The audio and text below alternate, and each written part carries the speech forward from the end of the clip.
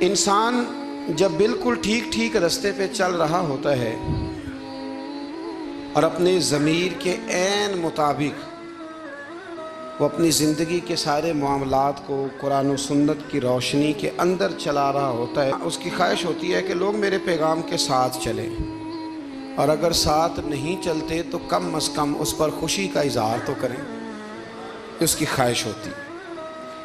میرے ساتھ اول تو چلیں چونکہ میں بات ٹھیک کر رہا ہوں، پیغام ٹھیک دے رہا ہوں، چونکہ میں ہوں حق پہ، یا تو میرے ساتھ چلیں۔ اگر اتنا نہیں ہو سکتا تو کم از کم شاباشی والا لفظ تو استعمال کریں، خیر والا معاملہ تو کریں۔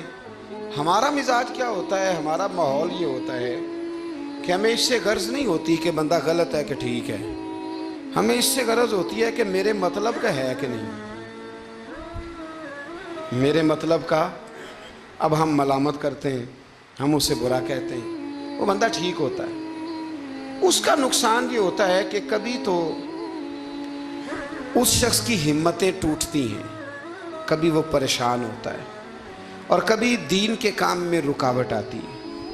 کبھی یہ ہوتا ہے کہ انسان چونکہ اللہ تبارک و تعالیٰ کے دین کی خاطر صحیح نکلا ہوتا ہے، تو یہ جو ملامت کرنے والا ہوتا ہے یہ پھر اس کھاتے میں چلا جاتا ہے جس کھاتے میں اکثر وہ لوگ رہے جو دین کے مخالف رہے۔ تو آپ اگر ٹھیک چل رہے ہیں، آپ کا راستہ ٹھیک ہے، آپ کا تعین ٹھیک ہے، پھر آپ کو ملامت کرنے والوں کی ملامت کی پرواہ نہ کرنا، یہ قرآن کا حکم ہے، یہ قرآن مجید کا حکم ہے، یہ نبی کریم علیہ السلام کا پیغام ہے۔ ہم کیا کرتے ہیں، ہم یہ دیکھتے ہیں کہ لوگ ذرا ملامت کرنے لگ گئے، برا کہنے لگ گئے، تو ہم اچھے کام سے پیچھے ہٹتے ہیں۔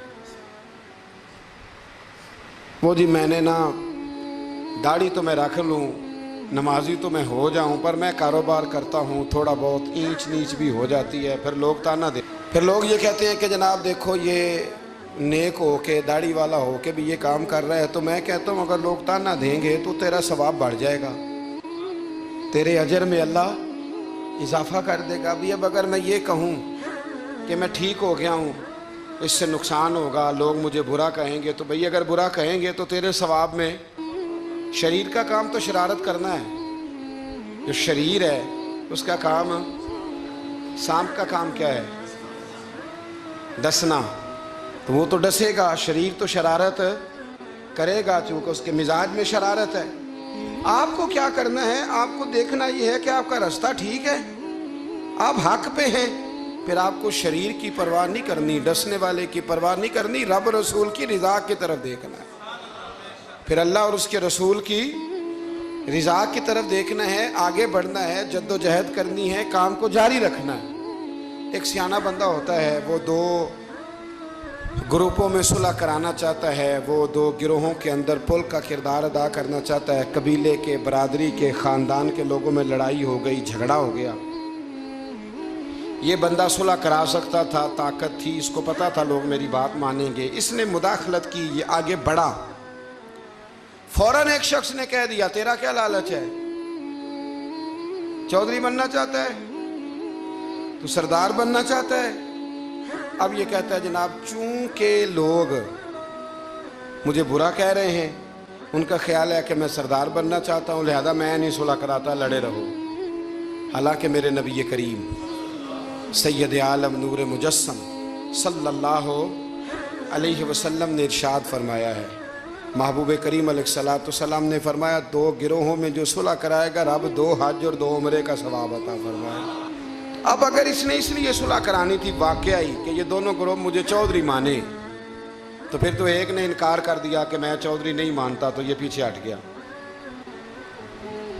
تو اگر اس لیے صلح کرانی تھی کہ رب 2 حج اور 2 عمرے کا ثواب دے، تو پھر کوئی اچھا کہے یا برا کہے، اس کو چاہیے یہ آگے بڑھے اور 2 لوگوں کے سروں کو جوڑ دے، صلح کرا دے، اطمینان کرا دے، شعور کرا دے۔ ہمارے ہاں یہ ہوتا ہے کہ ہم جب یہ دیکھتے ہیں نا کہ لوگ کیا کہہ رہے ہیں، لوگوں کا کیا مطمع نظر ہے، تو ہم بہت ساری کمزوریوں کا شکار ہوتے ہیں، بہت ساری کوتاہیاں کر جاتے ہیں، بہت ساری غلط فہمیاں اور غلط فیصلے ہم سے سرزد ہوتے ہیں۔ یہ کبھی نہیں سوچنا کہ لوگوں کی یہاں رائے کیا ہے، اچھا کہہ رہے ہیں برا کہہ رہے ہیں. آپ نے یہ دیکھنا ہے کہ آپ کر کیا رہے ہیں. اگر اچھا کر رہے ہیں تو پھر آپ منزل پر صحیح ہیں، پھر آپ نے رستہ چھوڑنا نہیں، آپ نے سفر بڑا سادہ سا کام ہے آج کل ہمارے ہاں. اگر خاندان کے اندر، قبیلے کے اندر دو لوگوں کے رشتہ ہو سکتا ہے، لڑکا اور لڑکی ہمارے اپنوں کے ہیں اور ہماری تھوڑی سی مداخلت سے معاملہ ٹھیک ہو سکتا ہے، تو میں نے یہ دیکھا ہے کہ بڑے بوڑھے، سارے نہیں لیکن اکثر الا ماشاءاللہ، وہ مداخلت نہیں کرتے. ان کی تھوڑی سی کوشش تھے خاندانوں میں جو تھوڑی تھوڑی باتیں ہیں وہ دور ہو کے رشتے ہو سکتے ہیں، وہ کوشش کیوں نہیں کرتے؟ میں نے یہ کہتے ہوئے لوگوں کو سنا ہے کہ بعد میں جو شکایتیں آئیں گی وہ کون پوری کرے گا؟ آپ کے بہو اور بیٹے کی جو شکایتیں ہیں وہ کون پوری کر رہا ہے؟ آپ کر رہے ہیں نا؟ اگر آپ یہ دیکھیں یہ کام کتنا اچھا ہے کہ آپ نے دو گھروں کو ملا دیا. نبی کریم علیہ السلام نے حضرت ربیہ بن کعب کا نکاح بھی کرایا ہے، حضرت اسامہ بن زید کا بھی حضور نے رشتہ کرایا ہے.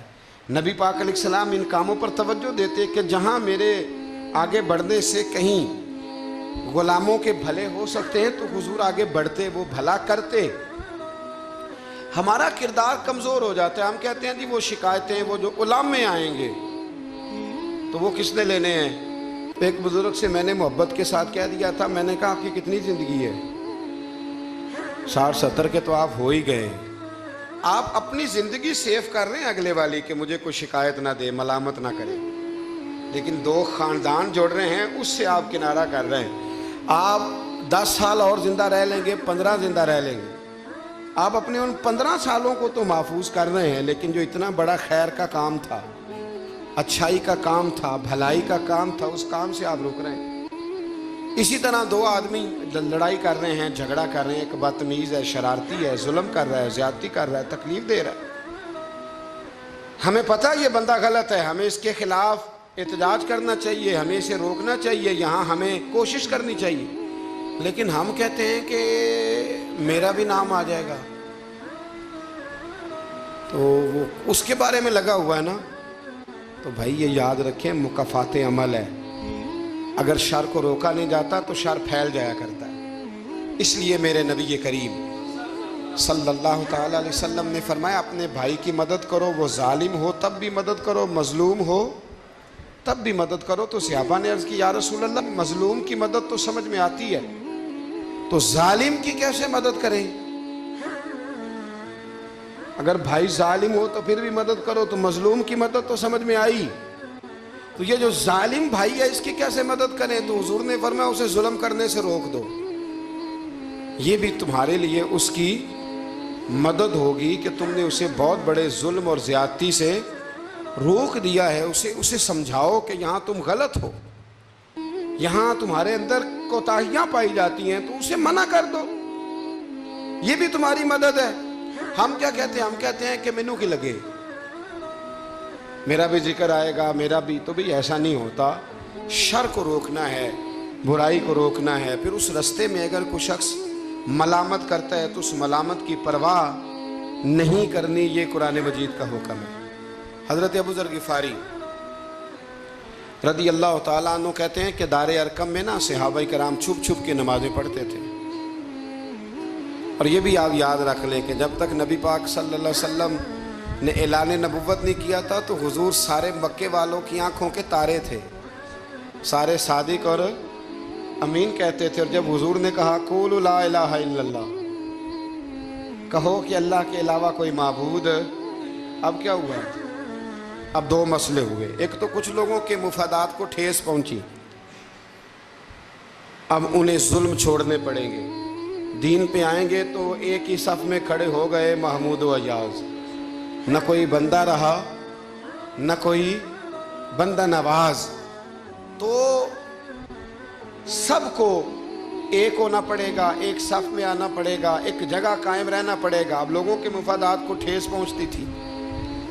وہ جو ظلم کرتے تھے، غلاموں کو بیچتے خریدتے تھے، ان پر زیادتیاں کرتے تھے، بچیاں دفن کرتے تھے، قبضے کرتے تھے، غریب کا مال لوٹ لیتے تھے. اب یہ سارے مفادات صرف انہیں بت نہیں چھوڑنے پڑتے تھے، انہیں اپنے سارے جرم چھوڑنے پڑتے. وہ کیا کرتے تھے؟ اس حوالے سے کہ اب ہمیں بڑا کچھ چھوڑنا پڑے گا، وہ واپس آ جاتے تھے، بیک ہو جاتے تھے۔ بہت سارے کام ایسے تھے جن میں وہ کمزوری کا شکار ہوتے تھے، وہ محسوس کرتے تھے کہ ہمارے لیے مشکلات بڑھتی چلی جا رہی، تو پھر وہ مخالفت کرتے تھے۔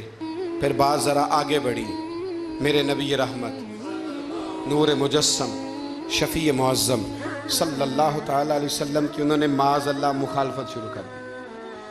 کلمہ یہ نہیں دیکھا کہ ہمیں حق بات کہی جا رہی ہے تو حق بات پہ عمل کریں، بلکہ حضور کی ایک گروپ یہ تھا، اور دوسرا گروہ وہ تھا۔ حضرت ابو سفیان رضی اللہ تعالیٰ عنہ مسلمان ہوئے تو وہ بیان کرتے ہیں کہ اس زمانے میں نا اخنس بن شریک نے کہا تھا ابو جہل سے کہ یار ساری زندگی امین صادق اور امین کہتے رہے ہیں، آج ان کی کن پٹیوں پہ سفید بال آئے ہیں اور انہوں نے اعلان نبوت کیا تو ہم کیوں نہیں مانتے؟ تو ابو جہل کہنے لگا یار باتیں وہ ٹھیک کرتے ہیں، کام ان کا ٹھیک ہے، لیکن مسئلہ یہ ہے کہ اگر ہم ان کا کلمہ پڑھ گئے تو پھر چودراہٹ تو اس خاندان میں چلی گئی۔ چودراہٹ کی بنیاد پر حق بات کی مخالفت، کہ چودراہٹ ادھر چلی گئی ہے، بڑائی ادھر چلی گئی ہے، تو حق بات کی مخالفت اس بنیاد پر لوگوں نے شروع کر دی۔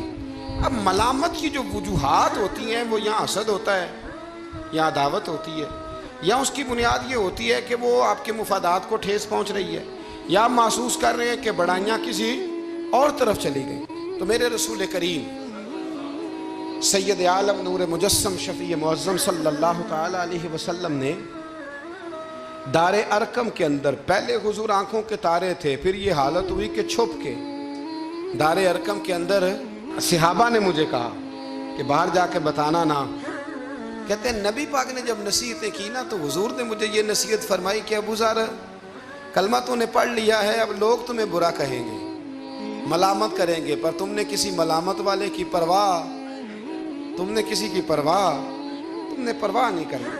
کہتے ہیں میں نے وعدہ کر لیا۔ حضرت ابو ذر غفاری رضی اللہ تعالیٰ عنہ ارشاد فرماتے ہیں کہ میں نے حضور سے وعدہ کر لیا کہ اب میں کسی کی پرواہ۔ اب جب میں باہر نکلنے لگا تو صحابہ میں سے بعض نے مجھے مشورہ دیا کہ ابھی بتانا نہ کسی کو، کیونکہ یہاں لوگ ملامت کرتے ہیں، برا کہتے ہیں، مارتے ہیں۔ تو حضرت ابو ذر کہتے ہیں میں نے ان کی طرف پلٹ کے دیکھا، پلٹ کے، اور میں نے کہا بھائی اب جو جس کے دل میں آتا ہے وہ کہے، غلامی کر لی ہے تو اب کر لی ہے، کلمہ پڑھ لیا ہے تو اب پڑھ لیا ہے، اب جس نے جو کہنا ہے وہ کہے، جو کرنا ہے وہ کرے، بات ختم ہو گئی، اب طے جو کر لیا ہے، اب تیرے ہو جو گئے، اب تیرے ساتھ نسبت ہو جو گئی تو اب تیرے ہیں۔ اور کہنے لگے میں نے حضور سے وعدہ کیا ہے کہ اب میں کسی کی پرواہ نہ کریں۔ داتا گنج بخش علی اجمیری رحمت اللہ علیہ فرمایا کرتے تھے کہ حق بات پر اور سچے رستے پر چلنے کا تو مزہ ہی تب آتا ہے جب دل ٹوٹتا ہے، جب تکلیف ہوتی ہے۔ تو رب فرماتا ہے مجھے ڈھونڈنا ہو تو ٹوٹے ہوئے دلوں کے پاس ڈھونڈا کرو، میں ٹوٹے ہوئے دلوں کے پاس ملتا ہوں، مجھے ڈھونڈو تو وہاں جا کے ڈھونڈو، میں ٹوٹے ہوئے دلوں میں ملتا ہوں، وہاں مجھے تلاش کرو، میں وہاں ملوں گا۔ جب آپ کی لوگ مذمت کرتے ہیں، جب آپ کو لوگ برا کہتے ہیں اور آپ ہوتے ہیں حق پہ، پھر مزہ کتنا آتا ہے، پھر لطف کتنا آتا ہے۔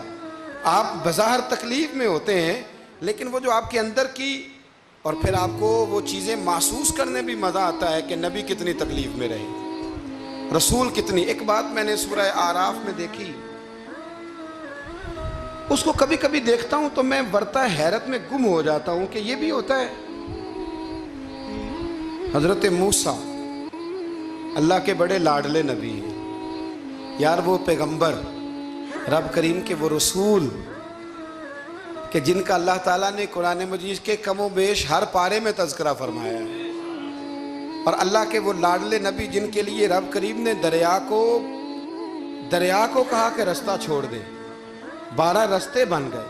اللہ کے وہ نبی جن کے لیے اللہ نے من و سلوہ نازل فرمایا، اللہ کے وہ رسول جو پتھر پر اپنا عصا مارے تو اللہ 12 چشمے پانی کے جاری فرما دے، اللہ کے وہ نبی جو اپنا عصا، اپنی چھڑی زمین پر پھینک دیں تو وہ اژدہا بن جائے۔ حضرت سیدنا موسیٰ کلیم اور سب سے بڑی بات یہ جن سے رب خود باتیں فرمائے، اللہ جن سے کلام فرمائے۔ ابن یعقوب کو اللہ نے صورت بخشی، ید بیضا کی کلیم اللہ کو نعمت بخشی، ہر نبی کو کوئی عزت کوئی عظمت بخشی، پر میری سرکار کو بے پردہ زیارت بخشی، میری سرکار کو بے پردہ زیارت بخشی۔ تو نبی کریم علیہ السلام سے قبل حضرت موسیٰ علیہ السلام کتنا اللہ نے شان دیا ہے، لیکن حضرت موسیٰ کے آنے سے پہلے بنی اسرائیل کے بچے قتل ہونے لگے۔ آپ نے ساری بات سنی ہوئی ہے، فرعون نے خواب دیکھا تھا، پھر بچے قتل کرانے لگے کہ وہ بچہ پیدا نہ ہو، اور پھر حضرت موسیٰ تشریف لائے تو بنی اسرائیل کو کچھ جہاد بھی کرنا پڑا، اس کے فرعون کے خلاف لڑنا بھی پڑا، آگے بھی بڑھنا پڑا۔ تو سورہ اعراف میں مفہوم آیت یہ ہے کہ ایک دن بنی اسرائیل والے حضرت موسیٰ سے کہنے لگے کہ معاذ اللہ آپ کے آنے سے پہلے بھی ہم تکلیف میں تھے اور آپ کے آنے کے بعد بھی ہم اذیت میں ہیں۔ بڑا مشکل نہیں یہ لفظ کسی کا بیان کرنا کسی کے لیے کہ آپ کے سبب سے گویا ہمارے بچے قتل ہوئے اور آپ کے سبب سے ابھی بھی ہم تکلیف میں ہیں، ہم اذیت میں آئے ہیں۔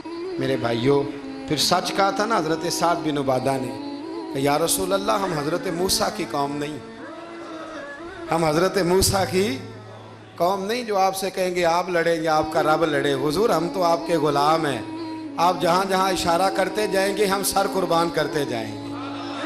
ہم وہ نہیں ہیں جو کہیں گے آپ لڑیں اور آپ کا رب لڑے۔ حضور ہم حاضر ہیں اور حاضر رہیں گے، جاننے دیں گے، گردنیں کٹائیں گے، حاضر ہیں اور حاضر، بولیے حاضر ہیں اور حاضر، غلامان محمد جان دینے سے نہیں ڈرتے، یہ سر کٹ جائے یا رہ جائے کچھ پرواہ نہیں کرتے۔ تو رسول کریم صلی اللہ تعالی علیہ وآلہ وسلم سے قبل آپ دیکھیے حضرت موسیٰ کے لیے اتنی بڑی بات کر دی جناب موسیٰ کی قوم کہ حضرت موسیٰ پھر بھی دین حق کی بات کرنے سے پیچھے ہٹے۔ یہ اللہ کے بندوں کا طریقہ رہا ہے کہ وہ ملامت کی پرواہ، کس کس صوفی کو برا نہیں کہا گیا۔ آپ صوفیاء کے حالات پڑھ کے دیکھ لیں، ان پر فتوے ہیں، کسی پر کوئی ہے اور کسی پر کوئی ہے۔ آپ علماء، سب علماء کو نکال کے دیکھ لیں، کسی پر لوگوں نے کوئی چارج شیٹ لگا دی ہے، کسی پر کوئی فتویٰ دے دیا ہے، کسی پر کوئی بات کر دی۔ لوگ مخلوق تو فنکار ہے اس درجہ کے پل بھر میں، سنگے در کعبہ سے بھی اصنام تراشے، تم کون ہو کیا چیز ہے داغ کبابی۔ لوگوں نے تو مریم پہ بھی الزام تراشے۔ لوگ کیا کرتے ہیں؟ لوگ مشائخ پر الزام لگاتے ہیں، برے الزامات معاذ اللہ۔ اعلیٰ حضرت فاضل بریلوی نے بعض لوگوں پر فتوے دیے تھے، یہ بڑا مشکل کام ہوتا ہے لوگوں کی اصلاح کی بات کرنا۔ اعلیٰ حضرت نے 4 بڑے لوگ تھے جن کو لوگ بڑا جانتے تھے، ان کی غلطیوں پر انہیں تنبیہ کی اور کہا کہ اگر آپ رجوع کر لیں، توبہ کر لیں تو آپ کے لیے دروازہ بھی کھلا ہے۔ لیکن سب زور لوگوں نے اس بات پہ لگا دیا کہ وہ شدت پسند تھے، ملامت کی، ان کے خلاف کتابیں لکھی، جانے کیا کیا کہا۔ ان کی اس ایک بات کو لے کر جو کہ عین حق تھی، لوگوں نے شدت پسند کہا، اور جو فاضل بریلوی نے ساری زندگی عشق رسول کا درس دیا، جو 1000 سے زیادہ کتابیں لکھی، جو انہوں نے رسول اللہ کے ترانے لوگوں کو یاد کرائے، جو انہوں نے ہر عنوان پر قلم اٹھایا، لوگ ان کی خدمات کو بھول گئے۔ یاد رکھو، تنقید کی اینک لگا کے دیکھو گے تو ساری دنیا غلط ہی نظر آئے گی، اور محبت کے ساتھ دیکھو گے تو اللہ نے کائنات میں بڑا حسن رکھا ہوا ہے۔ رب کی مخلوق بڑی پیاری ہے، بڑی شاندار ہے، بڑی بندہ نواز ہے۔ میرے علیہ السلام کے غلاموں میں جتنے لوگ بھی تھے، ان سب کے، یہ جو ہمارا خیال ہوتا ہے نا کہ سارے لوگ ہمیں اچھا کہے، یہ خیال سرے سے درست ہے ہی نہیں۔ ساری دنیا مسلمان ہو گئی، اللہ کو ماننے لگی ہے، حضور کا کلمہ پڑھنے لگی ہے، تو آپ کو سارے اچھا کیسے کہہ دیں گے؟ جب رب رسول کے بارے میں ابھی سارے لوگ کلمہ نہیں پڑھتے، مطیع اور فرما بردار، تو آپ کا یہ دعویٰ کیسے ہے؟ آپ یہ کیسے محسوس کرتے ہیں؟ حضرت جنید بغدادی رحمت اللہ علیہ ایک شخص کا جنازہ پڑھ کے فارغ ہوئے تو لوگوں نے کہا حضور بڑا ہی اچھا آدمی تھا، ہر بندہ اس کی تعریف کرتا ہے۔ آپ فرمانے لگے غلطی ہو گئی، اس کا جنازہ نہیں پڑھنا چاہیے تھا، یہ تو ذو معنی بندہ تھا، ذو وجہین تھا، 2 منہوں والا تھا، جس کے پاس جاتا تھا اسی کا ہو جاتا تھا۔ اس نے تو سب کو راضی رکھنے کی پالیسی اختیار کی ہوئی تھی، لہذا یہ درست نہیں تھا۔ اگر یہ بندہ سچا ہوتا، حق بات کہتا، تو لوگ اس کے مخالف بھی ہوتے۔ اگر یہ صحیح رستے پر ہوتا تو لوگ اسے برا کہنے والے بھی ہوتے۔ تو چونکہ یہ درست نہیں تھا، باتیں چھپاتا تھا، غلطیاں کرتا تھا، جدھر جاتا تھا اسی کا ہو جاتا تھا، لہذا کوئی اسے برا نہیں کہتا، تو اس کا مطلب یہ ہے کہ یہ حق بات نہیں کہتا تھا۔ حضرت جنید بغدادی خود ایک دن گزر رہے تھے گلی سے، مرید شاگرد عقیدت مند ساتھ تھے، تو ایک شخص نے آپ سے کہا معاذ اللہ ثم معاذ اللہ، کہنے لگا او زندیق، یعنی اے بے دین، او زندیق۔ جب اس نے یہ لفظ کہے نا تو آپ کے شاگردوں کو بڑا برا لگا، غصہ آیا۔ حضرت جنید بغدادی رحمۃ اللہ علیہ نے پلٹ کے اس شخص کی طرف دیکھا تو آپ ہنسے، فرمانے لگے یار سارے بغداد کو میرا ایک ہی نام یاد تھا کہ میں دیندار ہوں، تو نے اچھا کیا ایک اور نام بھی یاد کرا دیا ہے۔ چلو ایک اور نام بھی لوگوں کو یاد ہو گیا، پہلے سارے بغداد کو میرا بولیے ایک ہی نام پتا تھا کہ جنید، بڑا اچھا کیا تو نے۔ حضرت مولانا ظفر الدین صاحب بہاری ملک العلماء، انہوں نے بخاری کی شرح لکھی ہے، اعلیٰ حضرت رحمۃ اللہ علیہ کے خلیفہ تھے مولانا ظفر الدین بہاری رحمۃ اللہ تعالی علیہ۔ آپ فرماتے ہیں کہ اعلیٰ حضرت کو نا بے شمار خط آتے تھے، اب تو ٹیلی فون کا رواج ہے، تو اس زمانے میں خطوط ہی، ویسے خط بھی بڑا شاندار ہوتا تھا، بندہ سوچ سمجھ کے تو لکھ لیتا تھا نا، تو بڑے خط آتے تھے اعلیٰ حضرت کو، خطوط پر ہی آپ جواب دیا کرتے تھے۔ خط آتے، کسی نے کسی لقب سے پکارا ہے، کسی نے کسی نام سے پکارا ہے، کسی نے ایک خط آیا تو اس میں بڑے غلط لفظ لکھے تھے، بڑے بڑے غلط جملے، معاذ اللہ ثم معاذ اللہ، ملامتی لوگ جو ملامت کرنے والے ہوتے، انہوں نے بڑی تکلیف پہنچائی تھی۔ تو اعلیٰ حضرت فاضل بریلوی رحمۃ اللہ تعالیٰ علیہ کے خلیفہ مولانا ظفر الدین صاحب بہاری رحمۃ اللہ علیہ نے وہ خط جب پڑھا تو بڑا غصہ آیا، بڑا جلا۔ اعلیٰ حضرت رحمۃ اللہ علیہ فرمانے لگے کیا ہوا؟ عرض کی اور اس نے بڑے برے لفظ لکھے ہیں، میں اس پر مقدمہ کروں گا، کیس کروں گا، عدالت جاؤں گا۔ تو اعلیٰ حضرت فرمانے لگے وہ پہلے جس نے پیارے لفظ لکھے ہیں پہلے اس کے لیے انعام کا اعلان کرنا، پہلے کوئی جائیداد دے، کوئی تحفہ دے، پھر اس پر مقدمہ بھی کر لینا۔ فرمایا اگر اتنے لوگ اچھا کہہ رہے ہیں تو دو چار ایسے ہیں بھی، تو میں یہ کہا کرتا ہوں کہ چلو نظر نہیں لگتی۔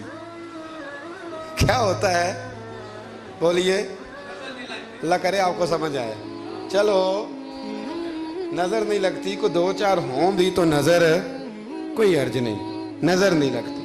اعلیٰ حضرت فرمانے لگے یا تو ان کو انعام دو، ان کے نام جائیداد کراؤ، تو پھر تکلیف دینے والوں پر مقدمے بھی کر لینا، تو اگر وہاں تمہیں انعام نہیں دے رہے تو پھر یہاں تمہیں مقدمہ کرنے کی حق بات پر، سچی بات پر آپ مستقل مزاجی اختیار کریں، آپ ٹھہریں، پھر آپ کو کوئی کیا کہہ رہا ہے، کوئی آپ کے بارے میں کیا بیان کر رہا ہے، پھر آپ اس بات سے نکل آئیں، پھر آپ اس سے نکلیں۔ میرے نبی رحمت نور مجسم شفیع معظم صلی اللہ تعالی علیہ وسلم طائف کے بازار بھی چلے گئے تھے، عکاظ کی منڈیوں میں بھی حضور چلے گئے، نبی پاک نے کافر کے ہر سوال کا جواب دیا، اور جب دین کی تکمیل ہونے لگی مدینہ منورہ میں تو کافر ختم ہوئے تو منافق کھڑے ہو گئے، پوری صورتیں ہیں منافقین کے بارے میں، ادھر سے معاملہ ختم ہوا تو ادھر سے کبھی حضور کے علم پر اعتراض کرتے ہیں،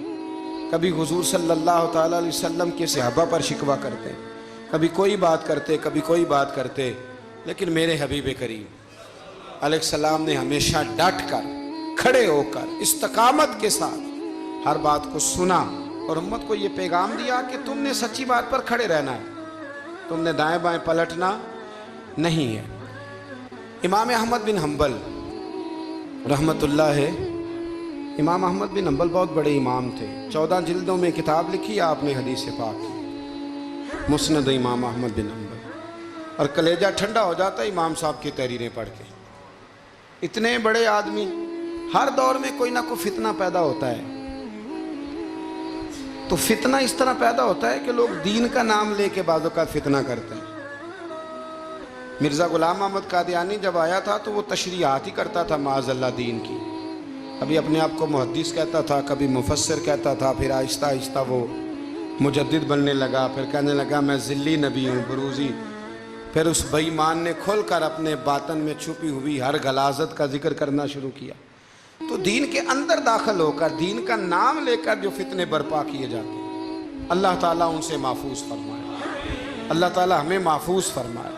دین کا نام لے کر، لبادہ اوڑھ کر، لائسنس لے کر دین کا جو فتنے لوگ برپا کرتے ہیں، بڑے خطرناک، بڑے خوفناک وہ بھی فتنے ہوتے ہیں۔ حضرت امام احمد بن حنبل کے زمانے میں ایک فتنہ اٹھا تھا خلق قرآن کا، خلق قرآن کا، کہ قرآن اللہ کی تخلیق ہے یا اللہ کا کلام ہے۔ لوگ گنجائشیں نکالتے ہیں نا اس طرح کے جملے کہ لوگوں کو کیسے قرآن پاک سے یا حضور کے فرمان سے یا دین سے دور کیا جائے، تو تعویلات کرتے ہیں۔ ایک فتنہ تھا، امام صاحب نے ڈٹ کے فتویٰ دیا کہ قرآن مجید اللہ کا کلام ہے، یہ اللہ کا کلام ہے، حضور علیہ السلام پر نازل ہوا ہے۔ امام صاحب نے اعلان کیا، ڈٹے، تو بادشاہ وقت نے آپ کو قید کر دیا، پولیس بھیجی، امام صاحب کو پکڑ کے لے گئی۔ جیل میں جانا کو برا نہیں، سارے جیل میں قیدی برے نہیں ہوتے، جیل میں تو حضرت یوسف بھی رہے ہیں، حضرت یوسف علیہ السلام بھی جیل میں، سارے لوگ جرم کر کے نہیں آئے ہوتے، کچھ عدل کر کے بھی جیل میں آئے ہوتے ہیں۔ لیکن اس کا غلط ترجمہ نہ کر لینا، جیل میں برے بھی ہوتے ہیں، برے بھی جیلوں میں اپنی مرضی کی لائنیں بھی لوگ بنا لیتے ہیں نا، تو اچھے لوگ بھی بعض اوقات بعض آزمائشوں کے سبب جیلوں میں جاتے ہیں۔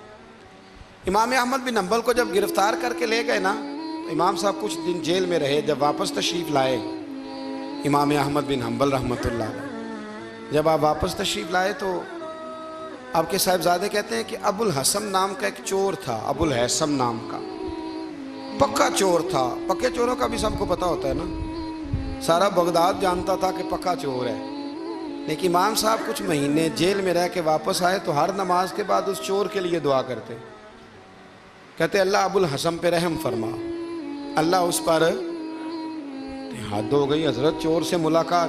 اب آپ جیل جائیں گے تو ایسے لوگوں سے ملاقاتیں تو ہوں گی نا، قاتلوں سے بھی، چوروں سے بھی، دہشت گردوں سے بھی، تخریب کاروں سے بھی۔ امام صاحب کی ملاقات ہو گئی تھانے میں، جیل میں، ہر نماز کے بعد دعا کرتے۔ آپ کے صاحبزادے کہتے ہیں میں نے ایک دن کہا ابا جی اس چور کے لیے آپ دعا کرتے ہیں تو نماز میں بڑے نمازی شریک ہوتے ہیں، کسی نمازی کا خیال کہیں جاتا ہے، کسی کا کہیں جاتا ہے، تو آپ بتا ہی دے بات کیا ہے۔ تو امام صاحب فرمانے لگے یار ہے وہ چور، پر اس نے مجھے ایک بہت بڑی نصیحت کر دی، چور نے۔ ہم تو محدثین اور علماء کی بات نہیں نہ سنتے، تو نصیحت لینے والے کہتے ہیں جہاں سے اچھی بات ملے وہاں سے لے لو۔ کہتے ہیں چور نے مجھے ایک نصیحت کی، حضور وہ کیا؟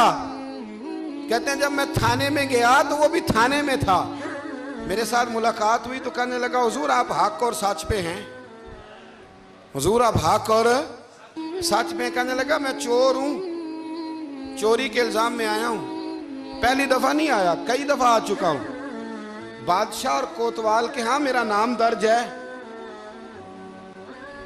کئی دفعہ آ چکا ہوں، میرا ان کے پاس نام درج ہے، یہ مجھے بڑا مارتے ہیں، پر میں برا ہوں تو برائی پہ ڈٹا ہوا ہوں، میں کبھی باز نہیں آیا، یہ مجھے مارتے ہیں، میری ضمانت ہوتی ہے، پھر جاتا ہوں برا کام کرتا ہوں۔ کہنے لگا حضور اگر میں برے کام پہ ڈٹا ہوں تو خیال رکھنا آپ تو اچھا کام کر کے آئے ہیں، حضور ذرا ڈٹ کے رہنا، دیکھنا ذرا ڈٹ کے رہنا، اس میں کوئی کمزوری نہ دکھانا، تو اچھے کام کے لیے آئے۔ تو امام احمد بن حنبل فرماتے ہیں مجھے اس کی بات یاد رہ گئی، اس نے مجھے کہا کہ آپ نے پرواہ نہیں کرنی کہ لوگ کہیں گے جیل گئے ہیں تو تھانے گئے ہیں تو کچہری گئے ہیں تو یہ ہوا ہے تو فلاں ہوا، نا نا نا نا، نے ڈٹنا ہے اور ڈٹ کے رہنا ہے۔ دوستو لوگ کیا کہہ رہے ہیں، لوگ کہاں کھڑے ہیں، اس کو چھوڑیں، آپ یہ بتائیں آپ حق پہ ہیں، آپ صحیح کر رہے ہیں، آپ کا ضمیر مطمئن ہے، اللہ رسول کی بارگاہ میں آپ سرخرو ہیں، آپ اس کو دیکھیں اور کسی ملامت کرنے والے کی ملامت کی پرواہ نہ کریں۔ یہ آج کا پیغام ہے۔